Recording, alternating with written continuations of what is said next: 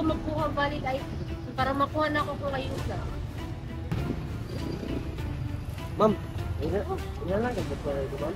Unta. Tapangan na ka, ma'am. 80 lang, ma'am. Nalanig kayo national ID, ma'am. Sige. Paalala sa publiko, ang pagpaparehistro sa National ID ay libre. Magparehistro sa tanggapan ng PSA o sa lehitimong registration center ng Philippine Identification System. Ayo! Ayo! Oo, unsa? May hapon, ma'am. Naba mo yung national ID, ma'am. Photocopy lang na to, ma'am. Tagaan mo lang mo 400. Payuda na, sir.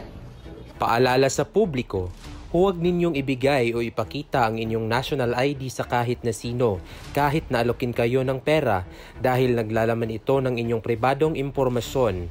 Agad na i-report sa pulisya ang mga taong gumagawa ng mga modus na ito. Maging maingat, maging alerto at huwag magpapaloko.